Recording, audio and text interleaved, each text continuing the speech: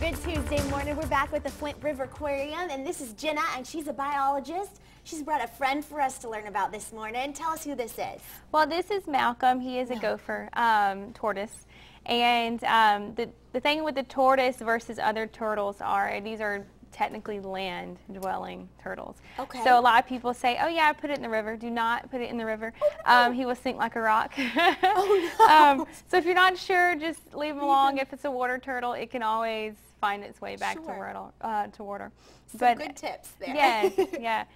These guys are technically a threatened species. It depends on where they're located. In Georgia, they are protected. It's against the law to hunt them or anything like that. They mainly going into more threatened of a species due to habitat destruction, and actually humans actually will kill these for their meat.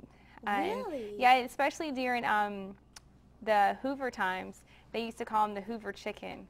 And so people used to consume them for their meat because they actually have a lot of meat on them. Very interesting. And they're considered a keystone species as well. They dig burrows.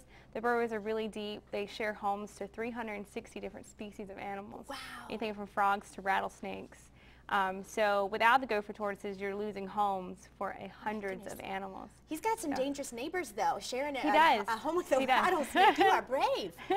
Well, my goodness. So tell us a little bit about how you said earlier he pokes his head in a little bit, but not all the way. Yeah, some turtles, like your eastern box turtles that we have at the aquarium as well, can actually tuck the legs and the heads and the forelimbs completely in their shell.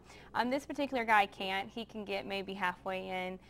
So they still have some of their, maybe like an inch or so still sticking out that can be vulnerable to predation and stuff. That's so wild. What do you think is the neatest fact about this gopher tortoise?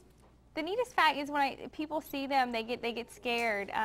Really? They're vegetarians. They don't like fingers or toes or anything like that. So our guys get, basically, people see us bring their lunch out, and it's a salad like you and I would eat. It's kale, it's collard greens, strawberries, different types of veggies. It can be cucumbers, zucchini, squash, anything like that. So it's really neat to see them, and they'll munch pretty heavily, especially with it warming up. They'll clean a big salad bowl out in just like 20 minutes. He loves it.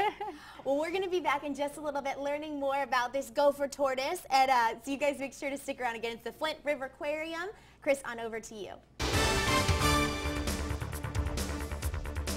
Welcome back to Good Day. I'm here with Malcolm, and this is Jenna. She's a biologist from the Flint River Aquarium, and I'm getting to hold Malcolm right now. It feels just like you would think a dog or a cat feels. He's moving, guys. I'm a little bit nervous. He's going to leap off my lap, but his skin feels kind of like you would think a reptile, kind of like a snake a little bit, but he's just the cutest little thing. And you told me something really neat about how you can tell their age when they're younger. Yeah, when they're younger, they fit in the palm of your hand. They're very tiny, very cute little tortoises, and you can count the rings on them for a while, and then once they get about this size, it's really hard to tell how old Malcolm is.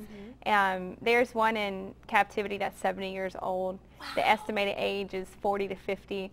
So we're going to say he's like 30. Okay. We're just going to estimate. Sure. That's a good age. That's a good age, Malcolm. And so, you know, you were they have a little tail back here. It has spikes on it. Yeah, he does. The males have more prominent little spikes around their tails. And Malcolm, of course, he is a male, considering his name. And you can tell that by the underneath side. The males have a little curvature, and the females are completely flat. Okay, so that's really neat to be able to tell things like that. And you were telling me he's not going to bite me because he's a vegetarian. He is a vegetarian, yes. Total salad eater. There are some reports that they will eat meat. Ours show no interest. Their diet consists of different types of pellets, hay, and leafy greens and fruits and veggies. Fantastic. So. Now, you guys can see animals like Malcolm here at the Flint River Aquarium. So you guys make sure to get on over there and check them out. They've got so many neat things. An albino alligator. We're trying to get them on the show. And our 2 new baby sharks. And 2 new baby sharks. And how big are they? They're probably, I would say, maybe getting to be about 6 inches, if that. That's amazing. Yeah, they're still getting hand fed. They don't want to eat on their own. Imagine hand feeding a shark.